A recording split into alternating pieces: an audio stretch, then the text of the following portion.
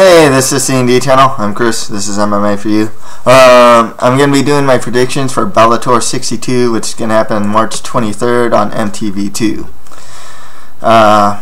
It's going to have the opening for the lightweight tournament. So it's like the quarterfinals. And the rematch of Prindle versus Santos. So let's get right to it. Eric Prindle is going to fight Thiago Santos in the main event. If you saw our Bellator 61 predictions, me and Dave both picked Thiago Santos to win, and that hasn't changed. I think Thiago Santos is going to win with his superior Brazilian Jiu-Jitsu, and I think he'll be able to get the takedown early and often. He does have some decent wrestling. Prindle seemed to have gotten taken down pretty much at will whenever Thiago Santos wanted to in their first fight, and that was pretty telling to me of how this fight is probably going to go down. Yes, Prindle does have good boxing, but and power in his hands, but I just don't think he can defend a takedown. Thiago Santos, to his credit, actually does have power in his hands as well. So against like Neil Grove dropping him and then like choking him out. But otherwise, yeah, Thiago Santos on the way. Okay, next fight after that, we got Lloyd Woodard versus Patricky Pitbull Freire. With Woodard actually here, his only loss is to Bellator champion Michael Chandler. I remember that fight. He didn't get finished. Wait, I don't think he got finished, or was he the guy who got arm triangled? I forgot. I want to say I don't think he got finished here. Yeah, so, but you know, Pitbull here. You know, it's hard not to go with the Pitbull brothers with any bout in Bellator really, and even in here, I just gotta go with Patricky. You know, he trains at Team Guerra. You know his stand-up. It's really strong. They're really accurate with their strikes. Excuse me. You know, this is a guy, Freire, who uses like flying knees. You know, he's just really aggressive. You know, trained the Nogueira brothers. You know, the ground game. You'd assume the ground game isn't going to be terrible or anything like that. As with Patricky, you know, he did get taken down, but he did get taken down by like Michael Chandler, but that's like Michael Chandler, you know, he's a champ, and he got hit in the balls a couple times by him too. But yeah, you just gotta go with Freire for his really strong Muay Thai, his overall aggressiveness, and his accuracy in strikes as well. If Woodard goes for the takedown, I don't think Freire is like terrible at takedown defense or anything like that. So yeah, gotta go with Freire to win this one. And next fight after that, Hawn is gonna make his first drop to 155 in MMA versus Ricardo Tirloni. So it's really tough to call. Hawn, you know, he caught on fast. I mean, this guy got really far. You know, relatively quick in his MMA career. A lot of his fights, he actually wins with stand-up. You know, he beat Lyman Good mainly through stand-up. Who else? I believe he fought Jay Hawn, and he was holding his own as well, if I'm not mistaken. I'm trying to think of the last tournament and guys that Hawn's fought. Does concern me though. This is his first cut to lightweight. You know, his judo, of course, is awesome. You know, I still remember against Lavon Maynard where he grabbed his arm, threw him over his head, and then finished with ground and pound. Tirloni though, oh man, this guy, I mean, like your only loss for, you know, not, you know, for like a long time was like Ben Henderson, you know. I even watched that fight. Tirloni was doing really well up until the guillotine. This guy's Muay Thai boxing, it's very strong. His Brazilian Jiu-Jitsu, both on top, on his back, is really good. He's pretty aggressive as well in his stand-up, and once he hits the ground too. You know, I like Rick Hawn a lot, but I just gotta go with Ricardo Tirloni. I think the weight cut might affect Hawn. He was always a small welterweight. I think that the other thing that goes against Hawn for me is that as like considering how how far stand up has come along, despite not having too many fights. Of course, his judo. Despite that, I just think that Tirloni, he has more experience. I would argue he probably has better stand-up too, and his Brazilian Jiu-Jitsu is legitimately just really good. I mean, that's the thing. So yeah, I could go Tirloni to win this one.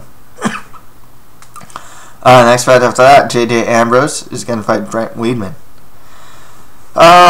Ambrose, out of coming off a 7-fight win streak, the level of competition just kind of out of 17 wins, 9 of those are by submission.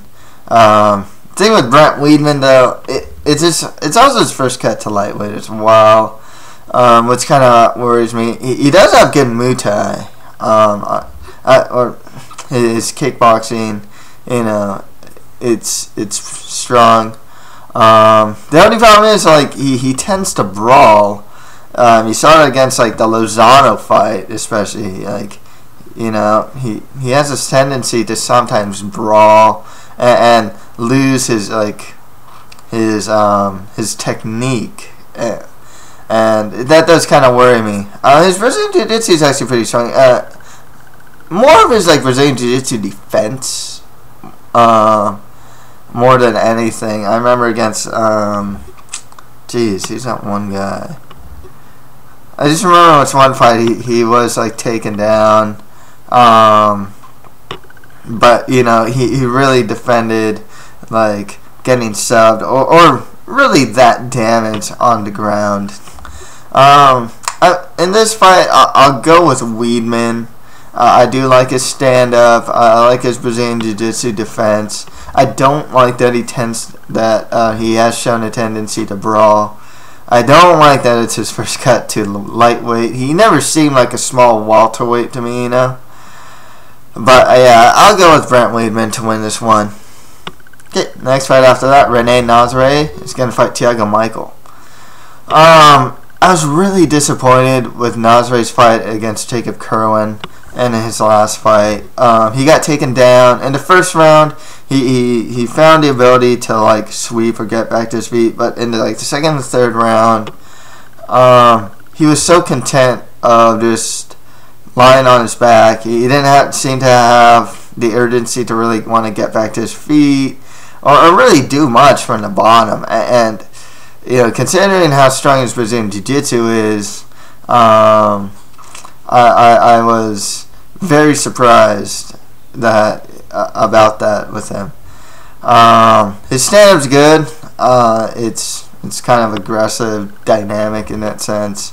I don't think he'll be as good as Thiago Michaels, who was a Brazilian kickboxing champion. Nazare has shown some good offensive wrestling as well, which honestly could thwart Thiago Michael, whose base, he comes from a kickboxing background, but he has been making strides in his ground game. That's the thing. If the fight stays standing, Michael, he has quick kicks. This guy uses the front kick really well, and his knees are good. Also, he uses head movement, and his overall defense in the stand-up is very strong.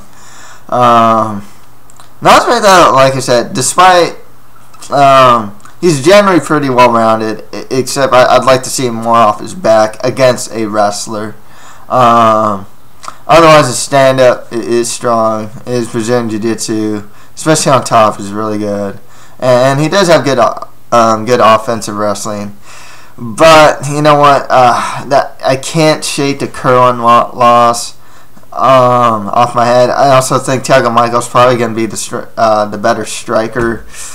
I'll go with Thiago Michael to win this one. I think if the fight does hit the ground, I think Michael can scramble back to his feet.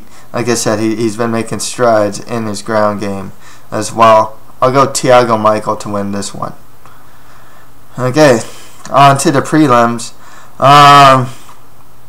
Besides like Jansen versus Curran, Red Martinez, and Cosmo Alexander, I haven't seen many of these guys fight, so a lot of these are going to be pick'em fights. Okay, first one here, Sonny Luke versus Luis Vega. Don't know much about him. I generally, by rule of thumb, I generally don't go with the guy coming off the losing record. Sonny has 1 win and 2 losses. Both losses were sub, whereas Luis Vega 7-2 record, 6-fight win streak. I gotta go with Luis Vega to win that one. Douglas Freire is gonna fight Rad Martinez in the next fight. I like Rad Martinez here. He's on a good 2-fight win streak. He's still pretty young, 25. Trains at Victory MMA as well. Whereas Douglas Freire, he's only won like 2 of his last 5 fights. I'll go with Rad Martinez to win this one. Cool backstory with the guy as well. Cosmo Alexander is going to fight Oscar De La Parra. I got to go with Cosmo Alexander here. World champion kickboxer. Once again, he's going up against a guy coming off a losing record. 1 win, 2 losses.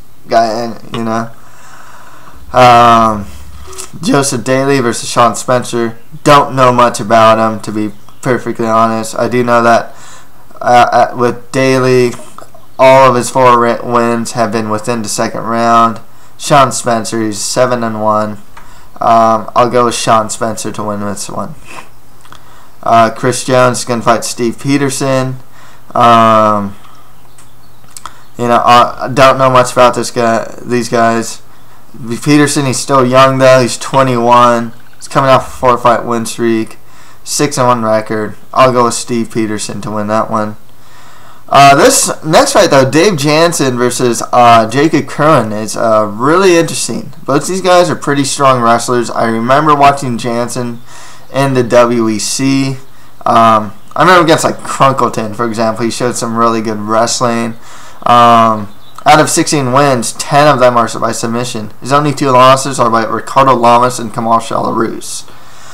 Jacob Curran, like I said, he has an upset victory over Nazare. He's kind of trading wins and losses. If you're going by that, his next fight should be a loss then. But that's a point. With Curran, he did show strong wrestling and good top control in his last fight. However, that's kind of like Dave Jansen's game as well. I think Dave Jansen has more experience. Like I said, when you're only two losses are to Lamas, who's been doing really well at featherweight, and Shalarus, he's not doing so well, but he does have heavy hands and good wrestling when he wants to use it.